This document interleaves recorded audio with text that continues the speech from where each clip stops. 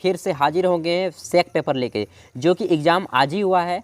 BA semester 4 जो आपका सेक paper होता है, ठीक ना, Indian history culture and diversity, वह सेक पेपर है। सेमेस्टर 4 बीए सेक पेपर जो कि 2021 में एग्ज़ाम लिया गया है, आज ही एग्ज़ाम लिया गया है दिसंबर में, ठीक, और डेट है 3 दिसंबर। तो आइए देखते हैं कि किस प्रकार के प्रश्न आए थे, इसका उत्तर भी जानेंगे और आपको प्रिपरेशन किस प्रकार करना है ये वो भी हम बताएंगे। तो आइए देखते हैं, बिना टाइम गवाए आपको 1.5 घंटे समय दिए जाएंगे परीक्षा में। 2021 का एग्ज़ाम है, फुल मार्क्स आपके 40 होते हैं, नेगेटिव मार्किंग नहीं होता है दोस्तों। अगर आप गलत करते हैं तो उसके लिए आपके अंक नहीं काटे जाएंगे। अब यहाँ पे जो आपको मिलेगा लिखना होगा नहीं, यहाँ पे आपको गोला करना होगा। जिस प्रकार सेमेस्टर 3 में किए थे उसी प्रकार आपको गोला करना होगा, ठीक। तो यहाँ पे आपको गोला करना होगा। तो सेक पेपर 2 है आपका, सेक पेपर 1 होता है सेमेस्टर 3 में, सेक पेपर 2 हो जाता है आपका सेमेस्टर 4 में। तो यहाँ पे बोला जा रहा है कि answer all question the candidate are of, मतलब सभी प्रश्नों के मान समान है। The question are of equal value, ठीक। हम कैंडिडेट यहाँ पे पढ़ रहे हैं, candidate are required to give their answer in their own words as far as practical. तो यहाँ पे ये बात फॉलो नहीं होगा, यहाँ पे आपको चुनना होगा 4 में से 1, ठीक, और 4 में से 1 चुनना होगा। ब्लैक पेन से आपको भरना है पूरा का पूरा ओमार सीट। तो पहला क्वेश्चन है, निम्नलिखित में से सही उत्तर का चयन करें, सभी का सही उत्तर ही करेक्ट चुनना है। Choose the correct answer of the following. तो पहला उत्तर प्रश्न आपका है आता है दोस्तों यहाँ पे निकल के, अर्थशास्त्र किसने लिखा, हु रॉट अर्थशास्त्र। तो अर्थशास्त्र लिखा है चाणक्य ने, इसका उत्तर हो जाएगा ए, ठीक। आइए देखते हैं दूसरा क्वेश्चन। तो दूसरा क्वेश्चन पूछा गया है दोस्तों कि वेद के कितने प्रकार हैं, टाइप्स ऑफ वेद्स आर। तो वेदों के कितने प्रकार हैं, 4 प्रकार होते हैं, ऋग्वेद, सामवेद, यजुर्वेद और अथर्ववेद। तीसरा क्वेश्चन पूछा गया है दोस्तों, प्राचीन वेद कौन सा है, विच इज ओल्डेस्ट वेदा। तो आपका सबसे प्राचीन वेद है ऋग्वेद, आपको मालूम होगा। तो ये होगा उत्तर इसका ऋग्वेद। बहुत ही इजी क्वेश्चन, दिल खोल क्या सच बता रहा हूँ, इतना मज़ा आया होगा ना विद्यार्थियों को, स्टूडेंट को। तो चौथा क्वेश्चन है कि राज तरंगिणी किसने लिखी है, राज तरंगिणी वाज रिटन बाय। तो राज तरंगिणी को किसने लिखा है दोस्तों, कल्हण ने लिखा है। बहुत ही इंटरेस्टिंग क्वेश्चन है। नेक्स्ट हम देखते हैं, तो ये कुछ हो गया था, आगे देखेंगे। तो हमारा 5वां क्वेश्चन आता है कि प्रथम बौद्ध परिषद किस वर्ष हुई थी, the first Buddhist council was held in the year. तो प्रथम बुद्ध संगति कब हुई थी, 543 ईस्वी पूर्व में हुई थी, 543। तो यहाँ पे 543 है, नहीं है, 543 ईस्वी पूर्व में, 543 ईस्वी पूर्व में। यहाँ पे कोई भी नहीं है, तो आपको मारना है नॉन ऑफ दीज, यानी कि इनमें से कोई नहीं। इसका उत्तर हो जाएगा डी दोस्तों। अगला क्वेश्चन है दोस्तों, चाणक्य का वास्तविक नाम क्या था, what is the real name of Chanakya. तो चाणक्य यानी कि उसका नाम था वो विष्णुगुप्त, ठीक, विष्णुगुप्त उसका वास्तविक नाम था दोस्तों हमारे चाणक्य जी का। तो ये भी बहुत ही इंटरेस्टिंग क्वेश्चन था। देखिए एक भी क्वेश्चन हार्ड नहीं पूछा है, सही जी बता रहा हूँ। अगला क्वेश्चन है 7वां, इंडिका एक पुस्तक है, इसकी रचना किसने की, who was the author of indica. तो इंडिका की रचना किसने की थी, मेगास्थनीज ने, ठीक, मेगास्थनीज। अगला है 8वां क्वेश्चन, चौथा बौद्ध परिषद किसके शासनकाल में हुई थी, the fourth Buddhist council was held in the period of. तो किसके शासनकाल में हुई थी, गुप्त शासनकाल, अशोक शासनकाल या पुष्यमित्र शुंग के या कनिष्क के। तो कनिष्क के शासनकाल में चौथी बौद्ध संगति हुई थी दोस्तों, ठीक। और सम्राट कनिष्क जो है शुंग वंश के सबसे महान सम्राट थे। अगला है सॉरी पुष्यमित्र शुंग थे, शुंग वंश के सबसे महान सम्राट कनिष्क। अच्छा इसका उत्तर तो वही होगा कनिष्क, लेकिन शुंग वंश के सबसे महान सम्राट कौन थे यह उत्तर मैं बोल रहा हूँ, चलिए वो बाद में देखेंगे। तो चौथा बौद्ध परिषद जो है कनिष्क के शासनकाल में हुआ था। अगला है, तो यार क्या होता है कि कुत्ता आ जाता है और मैं इस सरकारी स्कूल में आकर के वीडियो बना रहा हूँ, तो डर गया इसीलिए। देखिए यार इतनी मेहनत से आपके लिए वीडियो बनाता हूँ, सही बता रहा हूँ दोस्तों, बड़ी मेहनत करता हूँ, तो सब्सक्राइब कर लीजिएगा। तो चलिए हम नेक्स्ट क्वेश्चन देखते हैं कि समुद्रगुप्त का दरबारी कवि कौन था, who was the court poet of Samudragupta. तो समुद्रगुप्त का दरबारी कवि कौन था दोस्तों, यहाँ पे ऑप्शन है आपका वानभट्ट, कालिदास, अमर सिंह या आपका है ये क्या है हरिसेन। तो समुद्रगुप्त का दरबारी कवि कौन था दोस्तों, तो इसका उत्तर होगा दोस्तों डी, हरिसेन। हरिसेन जी समुद्रगुप्त के दरबारी कवि थे, और समुद्रगुप्त को जो है भारत का नेपोलियन भी कहा जाता है, तो इस बात को भी याद रखिएगा, भारत का नेपोलियन। अगला क्वेश्चन है कि who was the founder of the, ये क्या है, शुंग वंश, यानी कि शुंग वंश के संस्थापक कौन थे? तो शुंग वंश के संस्थापक थे दोस्तों पुष्यमित्र शुंग। तो यहाँ पे है पुष्यमित्रा, यही होगा आंसर, पुष्यमित्र शुंग, शुंग वंश के स्थापना की थी। अगला क्वेश्चन है दोस्तों कि गुप्त वंश का संस्थापक कौन था? तो गुप्त वंश आपको मालूम होगा कि भारतीय इतिहास का स्वर्ण युग माना जाता है गुप्त वंश। गुप्त वंश के संस्थापक कौन थे? Who was the founder of गुप्त वंश? तो इसका डायनेसिस आपको पढ़े होंगे, तो गुप्त डायनेसिटी का संस्थापक कौन थे? तो इसका गुप्त यहाँ पे हो जाएगा श्रीगुप्त। श्रीगुप्त इसके संस्थापक थे, यानी कि इसकी स्थापना की थी। नेक्स्ट क्वेश्चन दोस्तों 12th नंबर कि जैन धर्म के 23वें तीर्थकार कौन थे? हु वाज द 23rd तीर्थंकर ऑफ जैनिज्म? तो जैनियों के 23वें तीर्थकार थे पार्श्वनाथ, और पार्श्वनाथ के नाम पर दोस्तों झारखंड का सबसे ऊंचा पर्वत पार्श्वनाथ को रखा गया है। ठीक, अगला क्वेश्चन और 24वें है आपका महावीर स्वामी, जो कि वास्तविक जैन धर्म के संस्थापक भी माने जाते हैं। अगला है बौद्ध धर्म में अपना पहला प्रवचन कहाँ दिया? बुद्ध ने अपना पहला प्रवचन कहाँ दिया? इन विच प्लेस बुद्ध, ये क्या है, डिलीवर्ड हिज फर्स्ट स्पीच? तो अपना बुद्ध ने पहला उपदेश दिया था सारनाथ के अशोक स्तंभ में, सारनाथ के अशोक स्तंभ में। और सारनाथ कहाँ है अपने दोस्तों? तो यह है आपका उत्तर प्रदेश का एक स्थान है, बड़ा ही शहर अब फेमस बन गया है सारनाथ, तो वहीं पे है उत्तर प्रदेश में। अगला क्वेश्चन है तौहीद ए इलाही का अस्तित्व कब आया? तो इस क्वेश्चन का उत्तर मुझे नहीं मालूम है, सच बता रहा हूँ, इसको आपको खुद से ढूंढना होगा। Tauhid e Ilahi come into existence in the year, किस वर्ष आया था? तो मुझे मालूम नहीं, दीन ए इलाही का मालूम था जो कि अकबर ने चलाया था। तौहीद ए इलाही नहीं मालूम है, फिर भी जहाँ तक 1581 है सही है, आप इसको फाइंड कर लीजिएगा, ठीक ना। तो देखते हैं 15 नंबर क्वेश्चन, पद्मावत की रचना किसने की? Padmavat was written by. तो पद्मावत एक फिल्म भी आई थी, और काफ़ी क्या बताएं, काफ़ी इसके लिए बवाल हुआ था भारत में। तो इसकी जो रचना की थी मलिक मोहम्मद जायसी जी ने की थी, ठीक ना, और काफ़ी अच्छी फिल्म है, आप देखिए दिल एकदम छू जाएगा। नेक्स्ट क्वेश्चन है दोस्तों तारिक ए फिरोज शाही को किसने लिखा? हु रॉट तारिक ए फिरोज शाही? तो तारिक ए फिरोज शाही को किसने लिखा है? जियाउद्दीन बिरनी ने, जियाउद्दीन बिरनी, ऑप्शन 1 इसका सही होगा। 17वां क्वेश्चन है दोस्तों किताब उल रहला की रचना किसने की? हु रॉट किताब उल रहला? तो किताब उल रहला की रचना इब्न बतूता की थी दोस्तों, इब्न बतूता, ऑप्शन ए। और इब्न बतूता जो था मोरक्को का यात्री था, मोरक्को एक देश है वहीं का रहने वाला था। अगला क्वेश्चन है दोस्तों कुतुब मीनार का निर्माण कार्य किसने पूरा किया? हु कंप्लीट द, ये क्या है, आप बोलते हैं ना कंस्ट्रक्शन का काम चल रहा है, बस वही कंस्ट्रक्शन ऑफ कुतुब मीनार। तो कुतुब मीनार का जो कंस्ट्रक्शन का काम था कंप्लीट किसने किया था?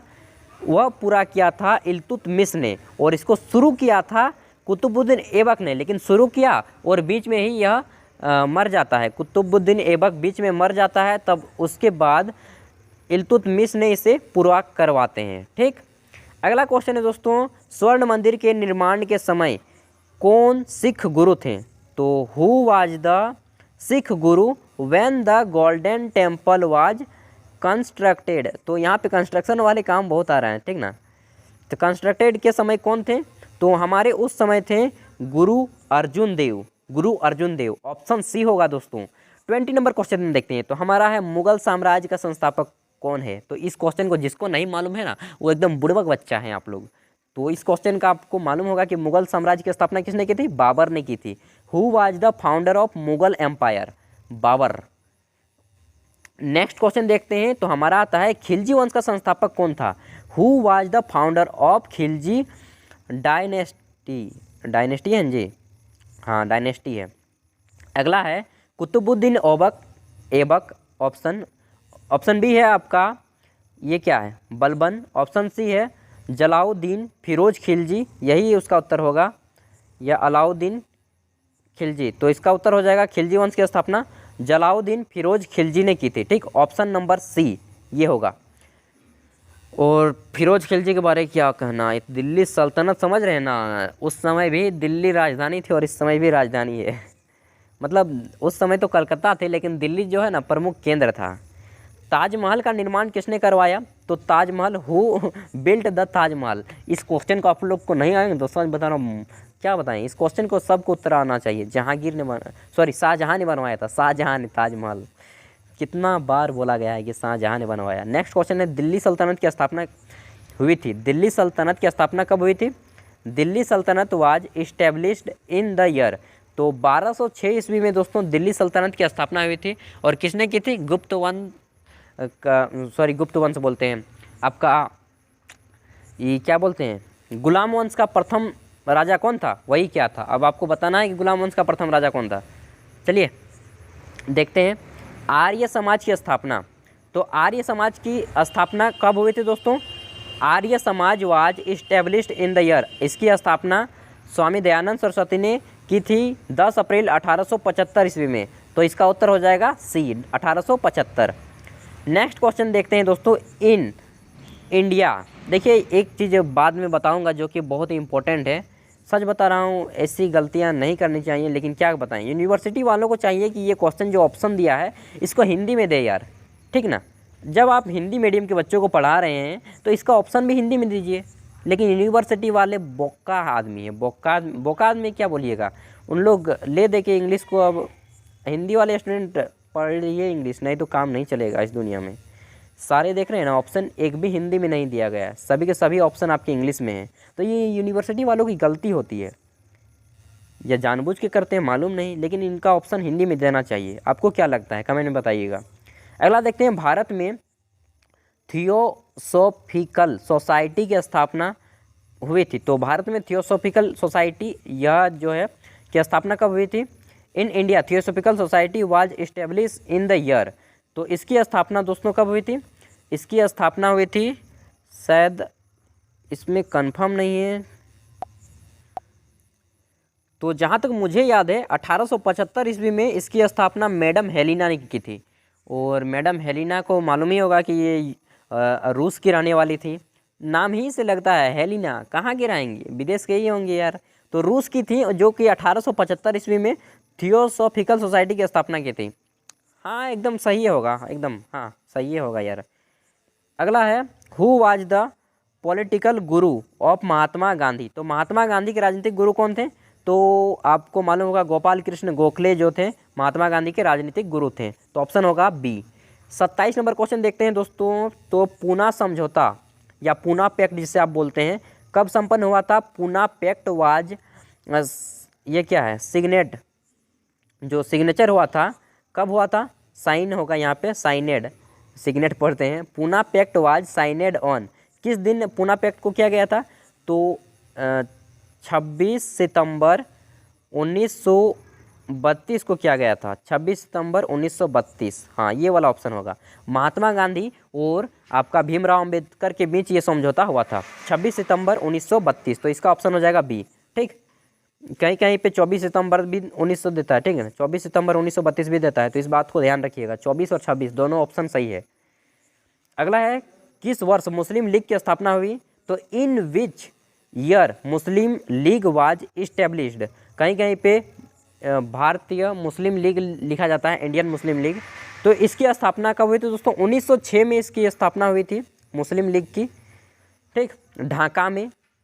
और ढाका जो कि पहले भारत का अंग था, अब तो बांग्लादेश बन गया है भाई, क्या कहना, सबका तो अलग अलग टूट तोड़ के एकदम छोटा हो गया भारत। अगला है, हिंद स्वराज किसने लिखा। तो who was written Hind Swaraj.